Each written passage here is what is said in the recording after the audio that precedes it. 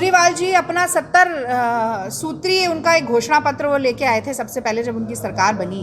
उस 70 में से 7 वादे पूरे हो नहीं पाए और वो यहाँ घूम रहे हैं दुष्प्रचार करते हुए, झूठा प्रचार करते हुए। तो मैं समझती हूँ कि जो महिलाओं को पैसे देने की बात है आप दिल्ली में करते नहीं, महिला सुरक्षा की बात है तो छोटी सी दलित लड़की का बलात्कार हो जाता है, ये वहाँ पहुँचते नहीं हैं, उसको बिना माँ बाप की मर्जी के जला दिया जाता है। शमशान घाट में इनको इतनी फुर्सत नहीं रहती है। यहाँ इतने हज़ारों करोड़ रुपया बांट रहे हैं, दिल्ली में एड हॉक टीचर धरने पर बैठे हुए हैं, सैलरी नहीं मिल रही है, सफाई कर्मचारियों को सैलरी नहीं मिल रही है, अराजकता ये खुद दिल्ली में फैलाने का काम करते हैं। कोई इनसे जिम्मेदारी पूछो तो कह देते हैं मोदी जी से पूछ लीजिए, मेरे तो हाथ बंधे हुए हैं। तो मैं समझती हूँ ऐसा बेचार, ऐसा लाचार मुख्यमंत्री जो दिल्ली को मिल गया है, प्रचंड बहुमत के बाद भी जो कुछ दिल्ली में नहीं कर पा रहा है वो दूसरे प्रदेशों में क्या करेगा। और मैं तो केजरीवाल जी से ये कहती हूँ कि उतने पाँव पसारिए जितनी लंबी सौर। आप दिल्ली को तो पहले चला लीजिए, दिल्ली आपसे चल नहीं रही है और आप दूसरे प्रदेशों में जाकर दुष्प्रचार कर रहे हैं। और जहाँ तक कांग्रेस पार्टी का सवाल है, हम 70 साल पुरानी पार्टी हैं।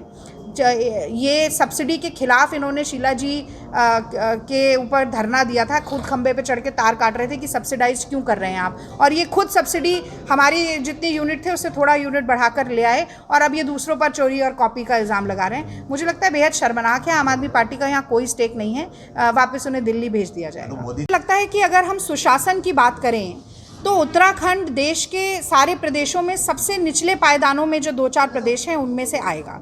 और प्रशासनिक विफलता का इससे बड़ा प्रमाण क्या होगा कि अपनी फजीहत बचाने के लिए 3 मुख्यमंत्री यहाँ पर मोदी जी को दिल्ली से बैठकर बदलने पड़े। एक मुख्यमंत्री बनाते हैं, वो इतना उसकी लोकप्रियता इतनी कम हो जाती है कि दूसरा बदलना पड़ता है, दूसरा बनाते हैं, तीसरा। और घोटालों का भरमार है। जो अपने आप को धर्म का सबसे बड़ा ठेकेदार बताते हैं वो कुंभ घोटाला करते हैं। लोगों की जब जान जाती है कोरोना के समय में बचाने के बजाय लोगों को टेस्टिंग घोटाला करते हैं। और इतना ज़्यादा ऋण इस प्रदेश पर कभी नहीं हुआ जितना कि भारतीय जनता पार्टी के शासन में हुआ है।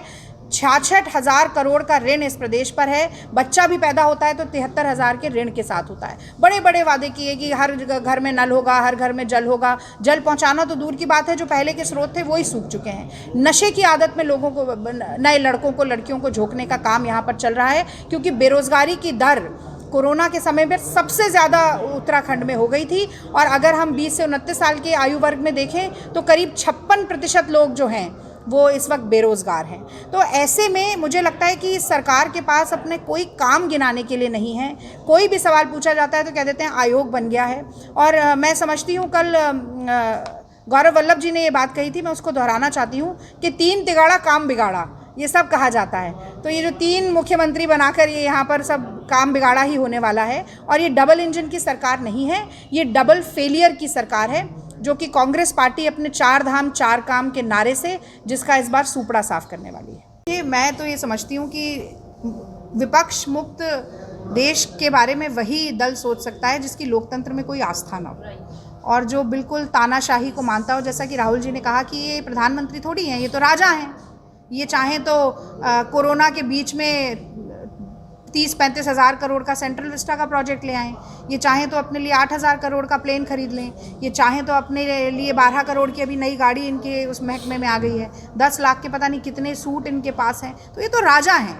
ये मतलब इसीलिए मुझे ऐसा लगता है कि कांग्रेस पार्टी ये कभी नहीं कहती कि कोई दूसरा दल समाप्त हो जाए, मगर भारतीय जनता पार्टी की ये जो सोच है सिर्फ ये इसलिए है क्योंकि ये चाहते हैं कि पूरे देश को कहीं ना कहीं जो एक लोकतांत्रिक व्यवस्था प्रणाली, संवैधानिक प्रणाली हमारे देश में चल रही है उसे ध्वस्त करें।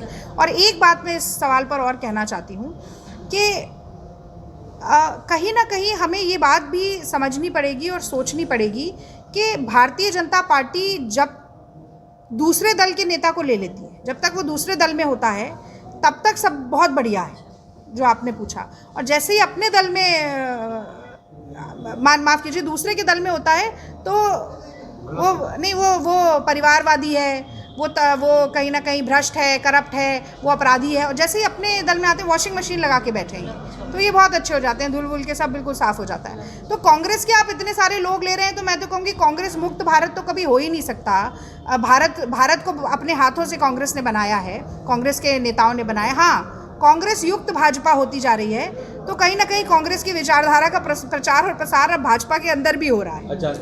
मुझे तो नहीं लगता कि यहाँ कोई अंतर्कलह है। अगर आप इस टिकट के मामले में या टिकट डिस्ट्रीब्यूशन या मिलने की बात कर रहे हैं तो मैं ऐसा समझती हूँ कि भाई अगर एक सीट पर कांग्रेस पार्टी के पास ज़्यादा दावेदार हैं तो ये तो संगठन के जीवंत होने का प्रमाण है, ये हमारे संगठन की मजबूती का प्रमाण है।